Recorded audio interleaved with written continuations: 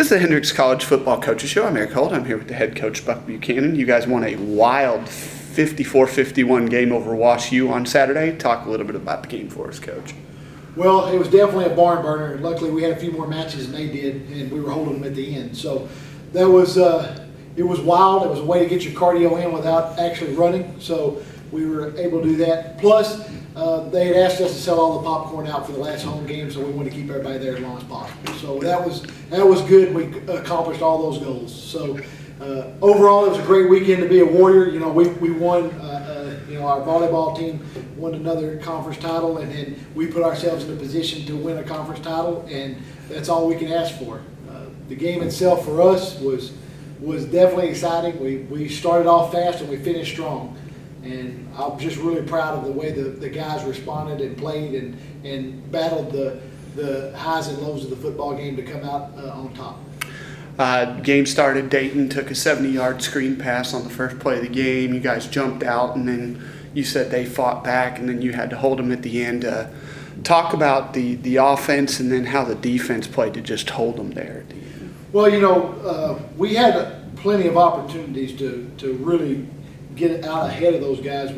Not just because we were on the scoreboard, but in the first quarter it was going fast and furious, and then we tried to slow it down there in the second quarter, and we were a little more methodical just to give our defense some rest because they were going to play a lot of plays because that's the way their offense is. Right before half, that was a crucial moment for us. We had an opportunity to drive all the way down, take all the time off the clock, and then go up substantially. Instead, we stalled on a fourth down opportunity, which we're usually pretty good at, but we stalled and they had the ball back with 2 minutes left, and they're as good at offense as anybody in the country at scoring fast. So that allowed them to get the ball back, go down and score, and then all of a sudden, they go into halftime with that score, come back after half, they score again, and then we fumble our first possession right there, and we had a chance to be up 4 scores possibly. Instead, it's a tie ball game and started or right there close in the third quarter. And then so we went from having a lot of momentum to them gaining some back, and then fighting through that, and then having that adversity to overcome. And our guys really responded because by the time there was 9 minutes to go in the game, we were down by 10, and we had to have 2 scores. And we did a great job of going down, scoring. It's probably one of the better games our offense has played, with the exception of the turnovers, which were unfortunate. But in reality, when the call was asked, we went down and scored. We had a great kickoff. Steve kicked it out of bounds. Out of the back of the end zone. We got a touchback. We held them, had a big sack, and then got the ball back in our territory with the ability to go down and either tie or win the ball game, or tie or go ahead. And then we, again, had enough time there with about 3 minutes left to go down and put the ball in the end zone. We would have liked to have run a little more clock out, but we're also not going to apologize for scoring. We had to have the points. And then, unfortunately, we had the extra point blocked, but it might have worked in our favor at the end because they were playing for a tie instead of having to throw another shot in the end zone. So our defense really, for what we played against during that game, it's how banged up we are. We played very well at times. Well, we had to increase our effort at times. I hope to see that increase this week. But when the plays need to be made in the game, we had guys that stepped up and made some great pressures and batted balls away. But they had some really great plays and players that made plays. We always say big time players make big plays in big games, and both teams had that happen throughout the day. And I think that, they had a couple of those key catches and throws late in the game, which, it could have gone either way, and they made the plays. And then getting down there at the end of the game, that 14-yard line, and we forced the quarterback to scramble, run a lot of timeout. That was critical for our defense. So they had to line up for the extra point, the field goal. And we put the block team in there, and Spencer came up big with the block, and you can't imagine that. And then probably the athletic play of the game is probably Eugene doing cartwheels on the sideline. So that was probably the play of the game. So we may have to work on our celebrations, but it was awesome. It was fun. It's always fun to win a game like that. We really respect Wash U and everything they bring to the table as a football team and a program and an institution. I thought Saturday, with both of those teams, you saw teams that were really playing the game the way it's meant to be played. We ran fast, we hit hard, we played obviously till the last second off the clock, and everybody helped each other off the pile, pat each other in the back, and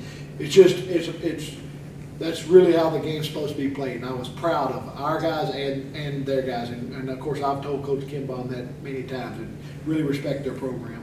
I mean, they have a winning program, and they've won for 25 out of the last 27 years or something like that, and we knew it wasn't going to be easy to take that away from them. And luckily, we weren't a yard short like we were 2 years ago here. And we had a great performance by some of our guys. Dayton had another close to 400-yard all-purpose game, and I think he makes a strong case for being an All-American and maybe one of the best players in the country, period. So really looking forward to see what kind of accolades he may get over the course of the rest of the year. And then Seth had another great game, and really we didn't ask a lot of him. We got the ball to Dayton quite a bit. And then Mike had a good series in there of carrying the ball and did a good job. And our offensive line played one of its best games. Our D-line had pressure on them all day. And, our secondary made some key plays during the game that even though the scoreboard doesn't look like it, we have to win some of those critical situations to be able to win the game. So those were huge. We want to continue that into this week.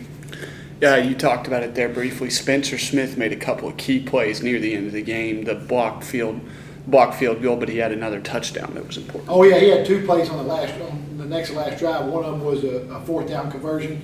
I think he might lead our team in fourth down catches. I mean, we seem to find him on fourth down a lot. But he made a great fourth down catch, and then the play where we scored, he's actually the last option on that play. Seth did a great job of sticking it in there. Spencer had a perfect route. We threw it right at the pylon to catch the ball. It was a great job by Spencer.